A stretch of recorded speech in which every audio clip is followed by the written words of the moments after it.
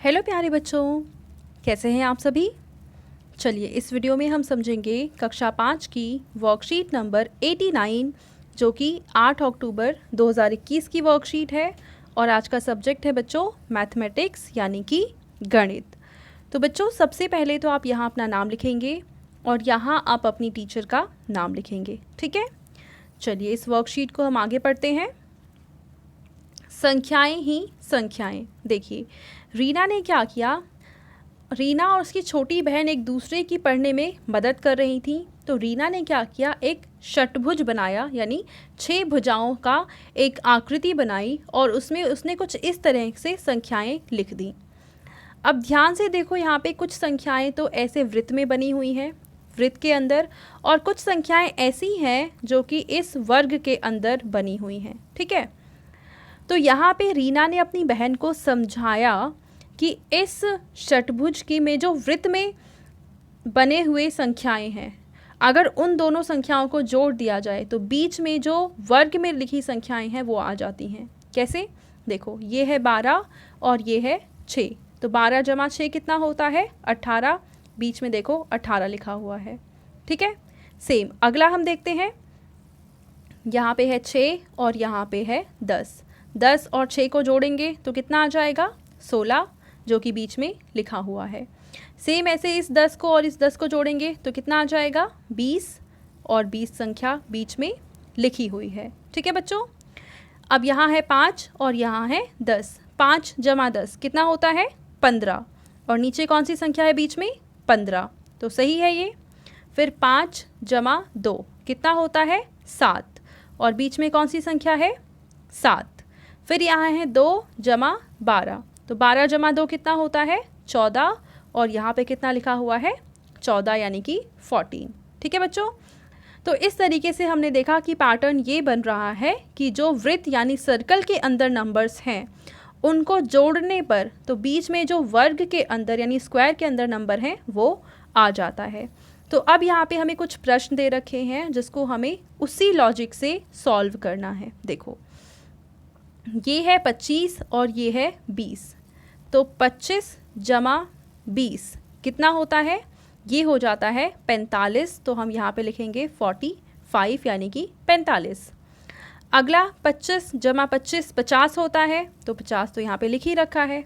फिर अगला है 40 जमा 20, 40 जमा 20 कितना हो जाएगा, ये होता है 60 के बराबर, तो यहाँ पे हम लिखेंगे 60 यानी कि 60। फिर से यहाँ पे 20 जमा 40 कह रखा है, तो ये फिर से 60 आ जाएगा यानी कि 60 आ जाएगा। फिर यहाँ पे है 60 जमा 20, 60 जमा 20, तो इसका आंसर कितना आ जाएगा 80 यानी कि 80। फिर यहाँ पे है 60 प्लस 25, हम लिखेंगे 60 प्लस 25 यानी कि 25, तो 60 जमा 25 कितना आ जाएगा, ये आ जाएगा 85 यानी कि 85, ठीक है बच्चों। तो इस तरीके से पहला वाला प्रश्न तो हमारा हल हो गया। अब हम देखते हैं दूसरा वाला प्रश्न। इसमें हमें थोड़ा सा अलग दे रखा है। देखो 11 जमा 5 कितना होता है 16, तो बीच में लिखा हुआ है। अब यहाँ पे एक संख्या है, कौन सी है हमें नहीं पता, और उसमें हमें 5 जोड़ना है और जोड़ने के बाद आंसर आना चाहिए 15। तो किस संख्या में हम 5 जोड़ेंगे, तो अगर हम 10 में 5 जोड़ देते हैं तो 15 आ जाएगा, यानी इस वाले सर्कल के अंदर जो नंबर आएगा वो आ जाएगा 10, ठीक है बच्चों। फिर यहाँ है 6 जमा 4, 6 जमा 4 कितना होता है, ये होता है 10, तो हम यहाँ पे 10 लिखेंगे। फिर अगली संख्या, यहाँ पे 6 जमा में कोई संख्या लिखनी है कि आंसर आ जाए कितना 20, तो हम 6 में कौन सी ऐसी संख्या जोड़ेंगे जिससे 20 आ जाएगा, तो अगर हम 6 प्लस 14 करते हैं तो आंसर आ जाएगा 20, यानी हम यहाँ पे लिखेंगे 14 यानी कि 14, ठीक है। अब देखो 14 प्लस 11 यानी कि 14 जमा 11 ये कितना होता है, ये आ जाएगा 25 यानी कि 25। तो इस तरीके से हमारा सेकंड वाला क्वेश्चन भी कंप्लीट हो गया, फर्स्ट एंड सेकंड दोनों कंप्लीट हो गए। अब हमें आगे कह रखा है कि दिए गए पैटर्न पूरे कीजिए।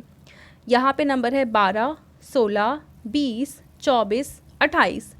तो हम अगर ध्यान से देखें तो हर एक नंबर के बीच में 4 नंबर को जोड़ा हुआ है, यानी 4, 12 में 4 जोड़ेंगे आ जाएगा 16, 16 में 4 जोड़ेंगे आ जाएगा 20, 20 में 4 जोड़ेंगे 24, 24 जमा 4 28।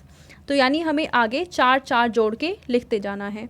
28 में हम 4 जोड़ेंगे तो आ जाएगा 32, फिर 36, फिर और 4 जोड़ेंगे तो 40, और फिर और 4 जोड़ेंगे तो आ जाएगा 44, यानी कि 44। अब अगले पैटर्न को देखेंगे तो ये है 12, ये है 23, ये है 34, ये है 45, ये है 65। तो हम देखेंगे सभी संख्याओं के बीच में 11 11 का अंतर है, यानी कि 11 इसमें 12 में अगर हम 11 जोड़ेंगे तो आ जाएगा 23, 23 में 11 जोड़ेंगे तो आ जाएगा 34, 34 में 11 जोड़ेंगे आ जाएगा 45, और 45 में 11 जोड़ेंगे तो आ जाएगा 56, और 56 में अब 11 जोड़ेंगे तो कितना आ जाएगा 67, 67 में 11 को जोड़ेंगे तो आ जाएगा 78, इसमें फिर से 11 को जोड़ेंगे तो आ जाएगा 89, और इसमें फिर से 11 को जोड़ेंगे तो कितना आ जाएगा 100। ठीक है बच्चों। अब अगला वाला अगर हम पैटर्न के देखें तो ये है 10, फिर 100, 1000, 10,000, मतलब कि यहाँ पे एक एक ज़ीरो को बढ़ाया गया है।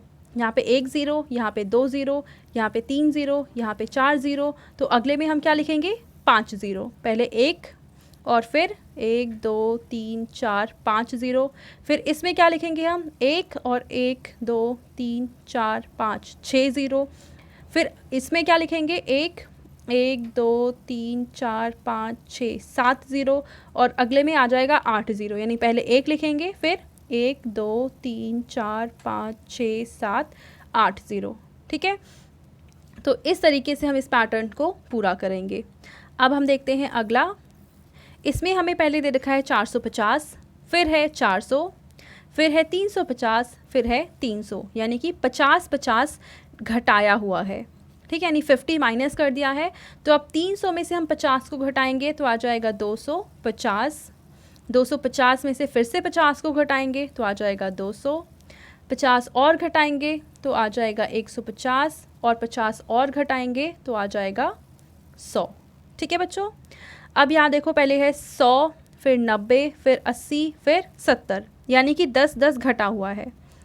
और यहाँ पे है Z, Y, X, W, इसका मतलब है कि अल्फ़ाबेट्स भी रिवर्स में लिखे हुए हैं। ठीक है, तो हम इसको पैटर्न को पूरा करेंगे। तो अब यहाँ पे 10 घटाएंगे तो आ जाएगा 60, और अल्फ़ाबेट में क्या आएगा V, फिर अगली संख्या आ जाएगी 50, जो कि इससे भी 10 छोटी है, और अगली संख्या जो अल्फ़ाबेट है वो आ जाएगा U। ठीक है, उसके बाद आ जाएगा 40, और अल्फ़ाबेट आ जाएगा T। उसके बाद अगली संख्या है 30, और अल्फ़ाबेट आ जाएगा S। ठीक है बच्चों, तो इस तरीके से आप इस पूरे पैटर्न को पूरा करेंगे। अब आपके पेरेंट्स के लिए एक सुझाव है कि बच्चों को घर की कोई चीज़ जैसे कि दरवाज़ा या खिड़की सजाने के लिए कलात्मक पैटर्न सोचने के लिए प्रेरित कीजिए। तो आप बच्चों क्या करेंगे, कुछ ऐसा पैटर्न सोचेंगे, कोई ऐसा डिज़ाइन सोचेंगे जिससे कि आप अपने दरवाजे या खिड़की को सजा सकते हैं। ठीक है, तो बच्चों ये थी आज की हमारी मैथ्स की वर्कशीट। आई होप आपको ये बहुत अच्छे से समझ में आ चुकी होगी। एंड अगर आपको ये वीडियो पसंद आई है तो इसको ज़रूर लाइक करें, अपने फ्रेंड्स के साथ शेयर करें, और इस चैनल को सब्सक्राइब कर लें। Thank you.